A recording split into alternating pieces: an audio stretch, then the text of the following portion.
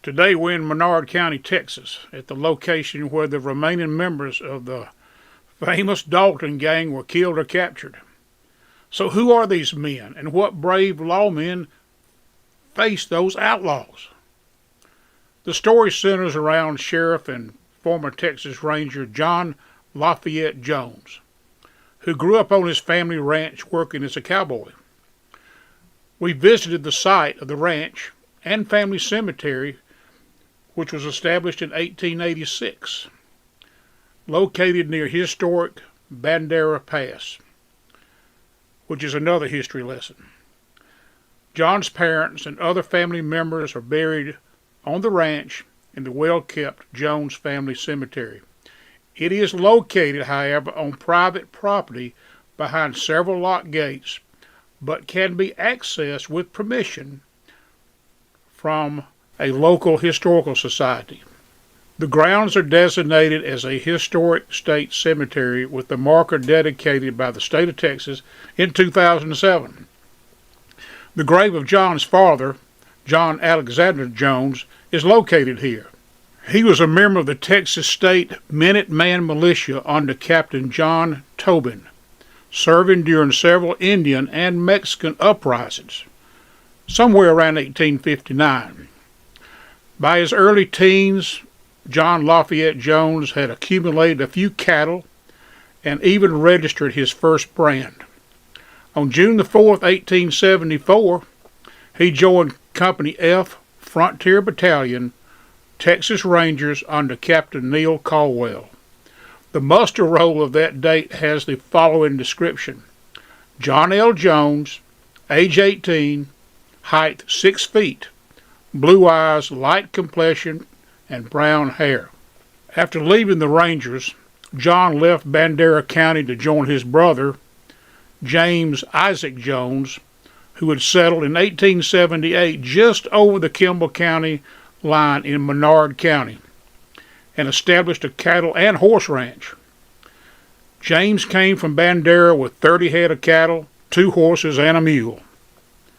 From this small nucleus, he was to build one of the largest ranches in this part of the state.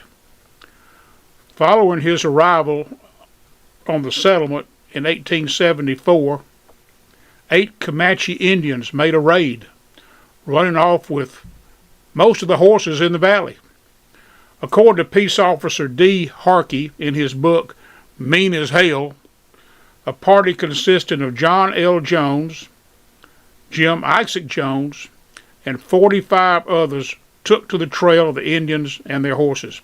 The men caught up with the Indians at the head of the Little Devil's River near the Kerr County line. And during the fight, they killed 8 Indians and recovered all of the horses without the loss of one of their men. About the time of the Indian raid, Jim and John both took out homestead pre-exemptions south of the main Llano River in Kimball County. This was the start of the Jones Ranch, which was to grow in the next 20 or so years to over 25,000 acres. At one time, he and his brother controlled the grazing rights to over 100,000 acres. During the late 1870s, they sent thousands of cattle up the trail. In 1 year alone, John L. drove or sent 40,000 cattle to Kansas. In the late 1880s, John brought his brother, Jim Ike, share of the ranch, shortly before he married Lucy Elizabeth Stevens in Bandera, whose family came to Bandera about 1840 and settled near his father's ranch. In 1896, answering the pleas of his fellow ranchmen, John Lafayette Jones ran for and was elected sheriff of Kimball County. It was a very productive term of office for the county until 1898. He was credited with cleaning up the county of cattle rustlers and outlaws who were making life miserable for the ranchers and the townspeople alike.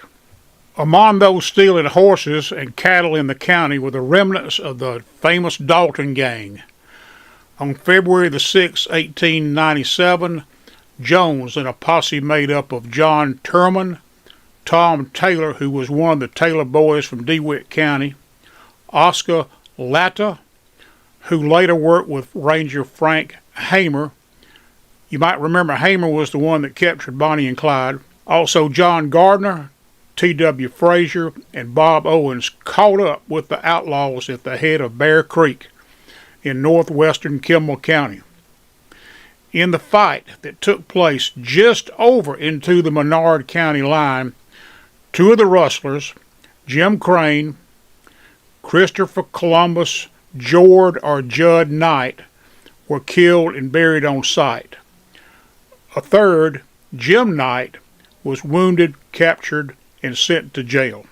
In March of 2022, members of the Wild West History Association drove over many miles of rough dirt roads, fording creeks, dodging goats, while on our way to visit the site. Early that morning, we met up with the ranch manager. Using his four-wheel drive truck, he transported us to the site. This area of Texas, even though on private land, is something I would consider a vast wilderness. I really don't think pavement will ever reach this area.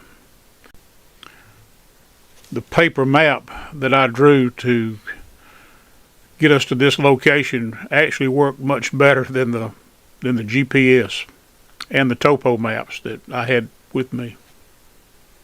I tell you what though, this is a journey into America. I mean, we're out here smack dab in the middle of nowhere.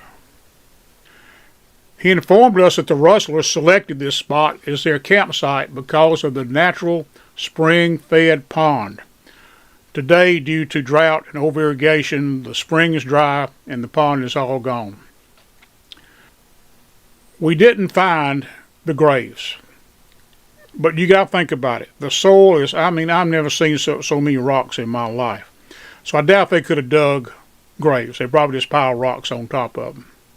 The only thing that remains there today is a historical marker that marks the location. Sheriff John L. Jones, ranchman John Gardner, deputies Tom Taylor, John Turman, Oscar Latta, Button Frazier, and Bud Owens wiped out the last of the Dalton Gang, killing Jord Knight and Jim Crane, also shooting and capturing Jim Knight. Such officers and men as these brought law and order to this section of Texas. Now please be aware, this monument is on private property, so please ask permission. After this, John refused to run for sheriff again. John L. Jones, who was born January 31st in 1858, continued to operate his ranch and livestock operation until his death on March 28, 1912. John is buried just south of London, Texas, in the remote Red Creek Cemetery, not far from his ranch. In addition to a headstone, he has a Texas Ranger cross upon his grave. After his death, John's wife, who was born July the 29th, 1863, managed, along with her children, the 35,000-acre ranch until her death. Lucy Elizabeth Stevens Jones died July the 29th, 1939, and is buried beside her husband. John and Lucy's home still stands today, and the ranch is currently named Llano River Ranch. If you like what you've seen here today and want to learn more about Wild West history, please like, comment, and subscribe to our channel. We post 2 videos every month.